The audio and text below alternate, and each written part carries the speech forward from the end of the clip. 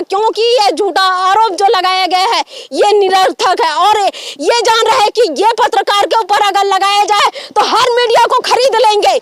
ये मालूम है इनको, केवल ये दीपिका बरई बस यहाँ पर बिकती नहीं है, ये मीडिया बिल्कुल सच्चाई दिखाती है। आम व्यक्ति के साथ हूँ मैं, आम व्यक्ति की आवाज हूँ मैं, आम व्यक्ति के लिए मैं लड़ती हूँ। जो व्यक्ति कुछ भी नहीं है उनके लिए मैं लड़ती हूँ। मैं एक ऐसी पत्रकार हूँ जो आम व्यक्ति के लिए लड़ती हूँ और इस ऐसे पत्रकार को वो भैया भी हैं, वो भी उनसे मिले हुए हैं और कुछ चंद लोग हैं जो उनसे मिले हुए हैं। बाकी ऐसा छोटे कर्मचारी आज भी यहाँ पे पीड़ित है कहा जाता है। और सबसे बड़ी बात है कि पत्रकार इनके पास क्यों नहीं जाते हैं, कहती हैं मुझे हिंदी बोलना नहीं आता है।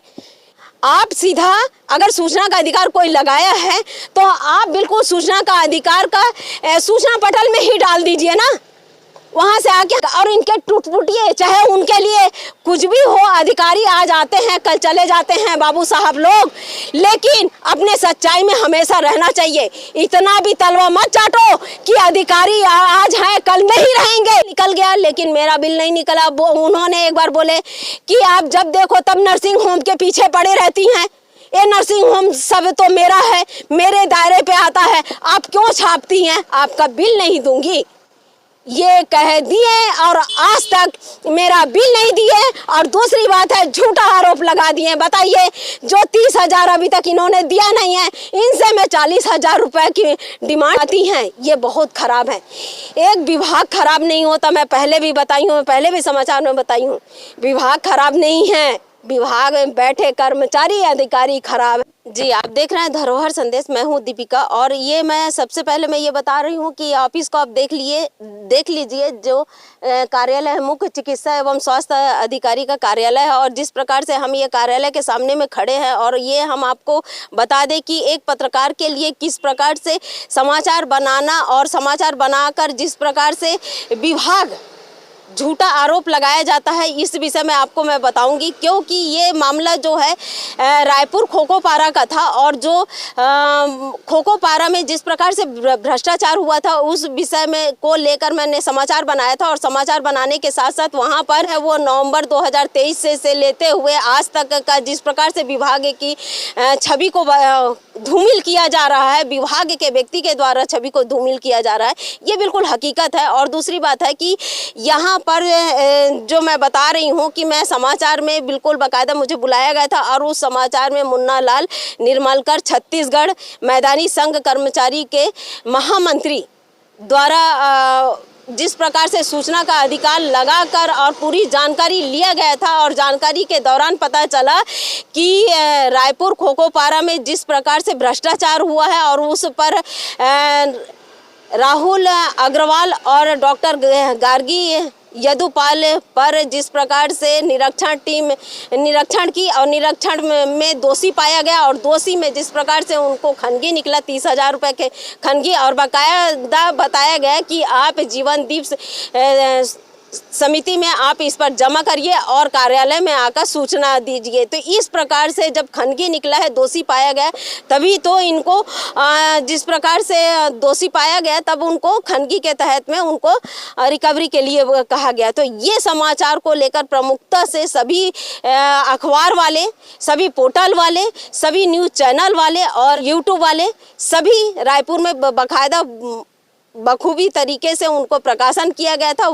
वही प्रकाशन यहाँ पर भी किया गया कि क्योंकि आनन फानन में 2016 की बैच को बताइए कि आज इतना बड़ा पदभार दे दिया गया। और दूसरी बात है संविदा नियुक्ति है। और सबसे बड़ा सवाल बड़ा है ये है कि ये बताइए कि एक के साथ एक किस प्रकार से फ्री आते हैं।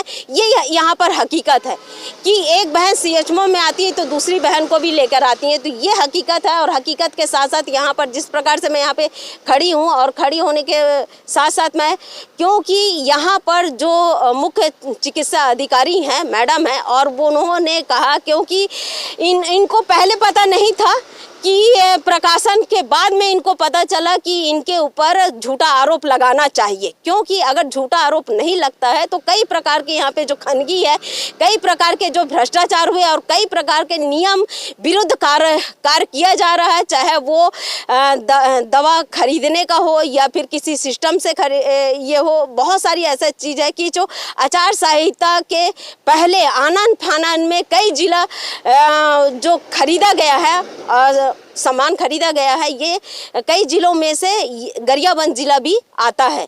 इस पे बिल्कुल बाकायदा, चाहे वो नवभारत हो, बहुत सारी ऐसी समाचार पत्र है कि जिन्होंने प्रमुखता से प्रकाशन किया गया है, क्योंकि यहाँ पर खनगी आनन फानन में खरीदा गया है बिना किसी यानी कि नियम, बिना टेंडर के नियम विरुद्ध कार्य किया गया है। और भी ऐसी बात नहीं है, एक ही चीज़ नहीं है, यहाँ पे बताया गया सूत्रों से जानकारी प्राप्त हुई है कि यहाँ पर मैडम यहाँ पे रहती नहीं है और जो पेट्रोल बिल है बिल्कुल बाकायदा हर माह निकाला जा रहा है। तो ये बताइए, सूचना का अधिकार बिना हम कैसे जानकारी ले सकेंगे कि ये सचमुच ऐसा हो रहा है। सूत्रों के मुताबिक मुझे पूरी तरीके से पता है कि यहाँ पर ये जैसे पेट्रोल बिल बिल्कुल बाकायदा ऐसे निकाल ले रहे हैं, बहुत सारी ऐसे सिस्टम में खरीदी किया गया है, बहुत सारी ऐसे चीज़ है जो आनन फानन में किया जा रहा है, लेकिन उस पर संज्ञान नहीं। जो पहले से आधे अधूरे कार्य बाकी थे वो एकदम आप प्रकाशन करो, चाहे वो नर्सिंग होम का है, प्रकाशन किए, उसके बाद में आचार संहिता खत्म होने के 2 दिन के बाद में उनको बिल्कुल लगातार 13-14 सभी को रजिस्ट्रेशन दे दिया गया, आयुष्मान कार्ड का दे दिया गया, रिन्यूअल करवा दिया गया, यानी कि इस टाइप का तुरंत करवा दिया गया। पहले प्रमुखता से छापा गया, उसके बाद में केवल आचार संहिता का देख रहे थे कि आचार संहिता कब खत्म हो, उसके बाद में दिखाया गया। तो ये बताइए कि एक पत्रकार अगर सच दिखाना चाहेंगे तो कैसे? मौखिक तो ऐसा होने वाला नहीं, बिना आप किसी दस्तावेज के आप तो नहीं चला सकते कुछ भी। तो सबसे पहले तो मैं ये कहूँगी जो खोखोपारा में हुआ है उस पर मैं मंत्री जी को भी कहूँगी कि उस पर संज्ञान लेते हुए आप कार्रवाई के बजाय उनको प्रमोशन दे दिया गया। तो ये बताइए कि अगर कोई अधिकारी भ्रष्ट अधिकारी है और उस पर कार्रवाई करने के बजाय उनको बाकायदा प्रमोशन दे के भेजा गया, आनन फानन में भेजा गया। और दूसरी बात है कि बताया जा रहा है कि मैं समाचार चलाई हूँ 22 जुलाई को और 26 जुलाई को लेटर देती हैं एसपी कार्यालय में मुख्य चिकित्सा अधिकारी द्वारा दिया जाता है कि ये हमें 40,000 रुपये का मांग कर रहे हैं, समाचार छाप रहे हैं, मानसिक रूप से प्रताड़ना दे रहे हैं और सूचना का अधिकार लगाकर हमें ब्लैकमेली कर रहे हैं। तो मैडम से भी मैं कहूँगी और मैं पुलिस अधीक्षक महोदय से भी कहूँगी, ये बताइए कि अगर किसी को ब्लैकमेली अगर किया जाता है तो एक चीज़ में किया जाता है, 10 चीज़ में तो नहीं किया जा सकता है। और एक बात है कि मैं करूं या फिर वहां पे मुन्ना लाल निर्मालकर जो कर्मचारी संघ के महामंत्री है वो करेंगे।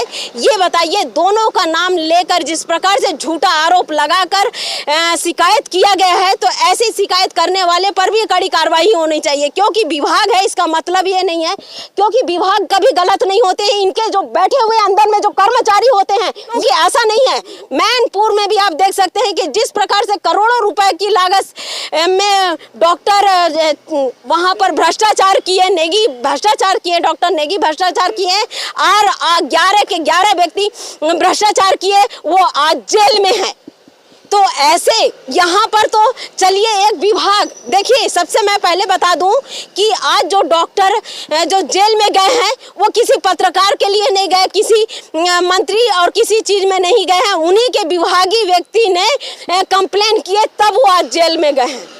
यानी कि हम पत्रकार 10 बार बताते जाएंगे यहाँ पे भ्रष्टाचार हुआ, यहाँ भ्रष्टाचार हुआ, उस भ्रष्टाचार पर कार्रवाई नहीं होती है क्योंकि यहाँ पे लिपापोती हो जाती है। कई बार ऐसा है कि पत्रकार तो प्रकाशन करते हैं तो कई बार प्रकाशन करें, लेकिन यहाँ पर किसी प्रकार से कार्रवाई नहीं होती। तो ये बताइए कि एक पत्रकार को किस प्रकार से दबाना चाहते हैं झूठा आरोप लगा के। मैं इस झूठा आरोप पर किसी प्रकार से डरने वाली नहीं हूँ। मैं ये देखूंगी कि सबसे पहले ठीक है, अगर यहाँ पर मांगा गया है 40,000 रुपए तो किनके द्वारा मांगा गया है? मुन्ना लाल निर्माणकर द्वारा मांगा गया है या दीपिका बरई सह संपादक द्वारा मांगा गया है, इसका तो स्पष्टीकरण देना चाहिए। इनको बताना चाहिए कि किस प्रकार से दिया गया है। इस प्रकार से झूठा आरोप लगाया गया है। ऐसा नहीं है, सीएचओ कार्यालय में कई ऐसे भ्रष्टाचार हुए हैं, लेकिन इस पर अंकुश ना लगे, इस पर कार्रवाई ना हो, ये मीडिया यहाँ तक ना पहुंचे, ये मीडिया सच्चाई ना दिखा सके। आज तक यहाँ पे गरियाबंद जिला में पहली एक महिला पत्रकार हूँ जो सच दिखाती हूँ, और सच के लिए मुझे मालूम है कि कई प्रकार से मुझे प्रताड़ित किया जाएगा, कई बार मुझे झूठा आरोप लगाया जाएगा, लेकिन इस पर डरना नहीं है मुझे। मैं ये देखना चाहूंगी, मैं न्याय के ऊपर मैं मालूम है कि न्याय मिलेगा और न्याय इस पर होगा, क्योंकि ये झूठा आरोप जो लगाया गया है ये निरर्थक है। और ये जान रहे हैं कि ये पत्रकार के ऊपर अगर लगाया जाए तो हर मीडिया को खरीद लेंगे, ये मालूम है इनको। केवल ये दीपिका बरई बस यहाँ पर बिकती नहीं है, ये मीडिया बिल्कुल सच्चाई दिखाती है। आम व्यक्ति के साथ हूँ मैं, आम व्यक्ति की आवाज हूँ मैं, आम व्यक्ति के लिए मैं लड़ती हूँ। जो व्यक्ति कुछ भी नहीं है उनके लिए मैं लड़ती हूँ। मैं एक ऐसी पत्रकार हूँ जो आम व्यक्ति के लिए लड़ती हूँ, और इस ऐसे पत्रकार को दबाने की कोशिश, ऐसे पत्रकार को ये बताइए कि आज अगर मीडिया सच्चाई नहीं दिखाएगी, आम दर्शकों को सच्चाई नहीं दिखाएगी, आम पाठकों को अगर जनता को अगर सच्चाई नहीं दिखाएगी तो कौन दिखाएगा? क्या विभाग बताएगी कि मैंने यहाँ चोरी किया है, यहाँ पे भ्रष्टाचार किया है, मैंने ये बिल लगाया है? ये वो बताएंगे कि एक पत्रकार बताएंगे कि यहाँ पर भ्रष्टाचार हुआ है? उस भ्रष्टाचार को छोड़कर मीडिया के ऊपर लग जाते हैं ये अधिकारी और कहते हैं, झूठा आरोप लगाते हैं कि ये मीडिया हमसे पैसा मांगी है। बस एक इनका ये हो गया कि दोबारा यहाँ पर ना आए और समाचार ना बना पाए, इनकी करतूत ना दिखा पाए, इसलिए इनकी जो हरकतें हैं इस प्रकार से है कि मीडिया को दबाने की कोशिश। आज मैं बाहर में बनाई हूँ, मुझे मालूम है कि यहाँ के जो बाबू भैया भी हैं वो भी उनसे मिले हुए हैं, और कुछ चंद लोग हैं जो उनसे मिले हुए हैं, बाकी ऐसा छोटे कर्मचारी आज भी यहाँ पे पीड़ित है कहा जाता है। और सबसे बड़ी बात है कि पत्रकार इनके पास क्यों नहीं जाते हैं? कहती हैं मुझे हिंदी बोलना नहीं आता है, इंग्लिश में बात करिए, इंग्लिश में मैं जवाब दूंगी। ये बताइए, छत्तीसगढ़ का बहुमूल्य क्षेत्र अपना गरियाबंद है और आपको हिंदी बोलना नहीं आता है, आप भारत के एक नागरिक हैं, आपको हिंदी बोलना नहीं आता है, तो ये बताइए कि इससे बड़ा दुर्भाग्य की बात क्या होगी? ये मैं सवाल आम जनता से है, क्योंकि ये आपको अधिकारी बना के अगर भेजा जाता है, आप एक आम जनता के कर्मचारी हैं, आम जनता के नौकर हैं, और आम जनता अगर पढ़े लिखे आ रहे हैं आपको उस भाषा में बोलना है। अगर आम जनता बिना पढ़े लिखे आ रहे हैं, कोई ऐसे व्यक्ति हैं जिनको कुछ नहीं जानकारी है, लेकिन उनके भाषा में बोल के उनको समझाना है, क्योंकि स्वास्थ्य विभाग एक ऐसा विभाग है कि कभी भी किसी के साथ में कुछ भी हो सकता है, और सबसे पहले तो जीवन और मृत्यु स्वास्थ्य विभाग के हाथ में है। और स्वास्थ्य विभाग इतनी बड़ी लापरवाही करती है कि आम जनता की अपने इंग्लिश झाड़ते रहते हैं, आम जनता की उसकी जानकारी नहीं देते हैं। एक ऐसा मौका भी है, और मैं बताना चाहूँगी कि जिला हॉस्पिटल में जिस प्रकार से एक महिला के साथ में आज वो आवाज़ उठाई तो उनके ऊपर भी कई प्रकार से प्रताड़ना होना पड़ रहा है, उनको शिकार होना पड़ रहा है। तो ये बताइए, स्वास्थ्य विभाग का ये है, और एक पत्रकार को झूठा आरोप लगाया जाता है, और झूठा आरोप के साथ साथ पत्रकार को ये बताइए। सबसे पहला सवाल तो है मेरा ये है कि आप एक समाचार के बाद में, क्योंकि 22 जुलाई को समाचार प्रकाशन हुआ और 26 जुलाई को आपने एसपी कार्यालय में आवेदन किया, तो पहला सवाल ये है, आपने कहा कि सूचना का अधिकार लगाने से मैं मानसिक तौर से परेशान हूँ। क्यों परेशान है भैया? आप सीधा अगर सूचना का अधिकार कोई लगाया है तो आप बिल्कुल सूचना का अधिकार का सूचना पटल में ही डाल दीजिए ना, वहाँ से आके हम फोटो ले लेंगे। आपके पास तक जाने की ज़रूरत हमको नहीं है और आज तक हम गए भी नहीं हैं आपके पास तक कि सूचना का अधिकार में आपके पास तक अभी तक हम अपील भी नहीं किए हैं। क्यों नहीं किया है अपील? मालूम है कि वही जो आधी अधूरी जानकारी है वही आप देंगे, इसलिए दोबारा नहीं हुआ है और फंसा देंगे। क्योंकि आपके पास जाएंगे तो आप सीधे कह देंगे मैं एक लेडीज हूँ, इसीलिए आप ये नहीं कह देती हैं कि तुम आओगे तो मैं छेड़छाड़ का आरोप, क्योंकि एक व्यक्ति को आपने कहा है कि दोबारा अगर इस ऑफिस में आए तो मैं छेड़छाड़ का आरोप लगा दूंगी। इस प्रकार वो व्यक्ति आना नहीं चाह रहा क्योंकि उनके पास में बहुत सारी ऐसी चीज़ है कि वो आना नहीं चाहते। मैं एक महिला हूँ तो मुझे मालूम है शासकीय काम में बाधा करके मुझे कह दिया जाएगा और इनके टूट-फूटिए चाहे उनके लिए कुछ भी हो, अधिकारी आज आते हैं कल चले जाते हैं बाबू साहब लोग, लेकिन अपने सच्चाई में हमेशा रहना चाहिए। इतना भी तलवा मत चाटो कि अधिकारी आज हैं कल नहीं रहेंगे, लेकिन कल आपके लिए बहुत ज़्यादा दिक्कतें आएंगी क्योंकि वो तो बिल निकाल के निकल जाएंगे, लेकिन कल आपके लिए परेशानी का सबब होगा। इस पर आप ध्यान दीजिएगा कि जिस प्रकार से मैं कह रही हूँ। और दूसरी बात है, ये बताइए कि मैं सालाना मुझे यहाँ पर 15 अगस्त हो 26 जनवरी हो मुझे विज्ञापन दिया जाता था और उस विज्ञापन का आज भी यहाँ पे 30,000 की राशि बकाया है। हाँ, मैं व्हाट्सएप की होंगी कि मेरा विज्ञापन का कब दे रहे हैं, क्योंकि 30,000 आज भी इस ऑफिस में मेरा बकाया है और ये मैडम आने के बाद में नहीं दिए हैं।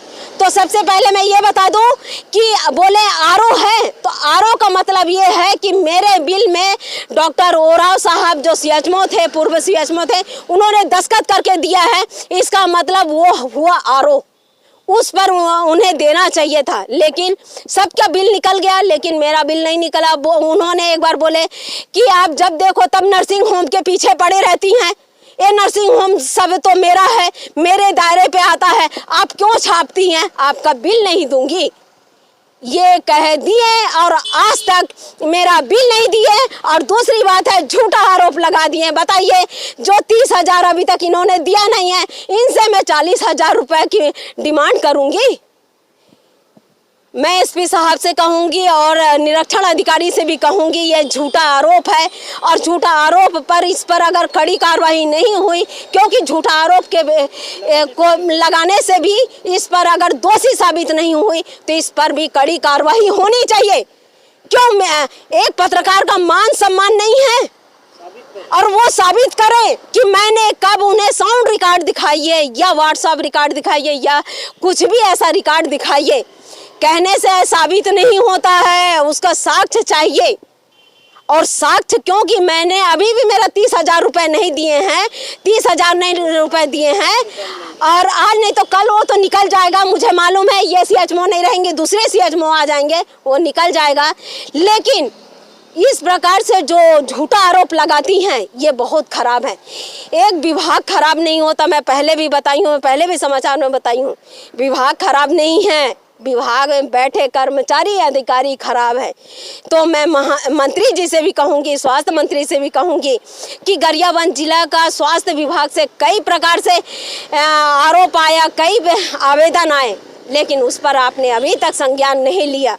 क्या चाहते हैं? गरियाबंद जिला का सर्वनाश हो जाए, उसके बाद आप संज्ञान में लेंगे? वो भी स्वास्थ्य विभाग है, स्वास्थ्य और शिक्षा विभागों को तो तुरंत संज्ञान में लेना चाहिए। दूसरा निर्माण विभाग होता, कुछ भी विभाग होता है तो कोई बात नहीं, लेकिन स्वास्थ्य विभाग पर तो तुरंत कार्रवाई होके ऐसे सीएचएमओ को तबादला करना चाहिए, लेकिन ऐसा कुछ भी नहीं है। मैं सीएम साहब से भी कहूँगी कि गरियाबंद जिला का दुर्भाग्य है कि जो स्वास्थ्य विभाग में आज जिस प्रकार से यहाँ पर बैठी हुई कर्मचारी अधिकारी जो हैं वो अपनी मनमानी कर रहे हैं, इस पर संज्ञान लिया जाए, इस पर कड़ी कार्रवाई होनी चाहिए। मैं हूँ दीपिका, आप देख रहे हैं धरोहर संदेश।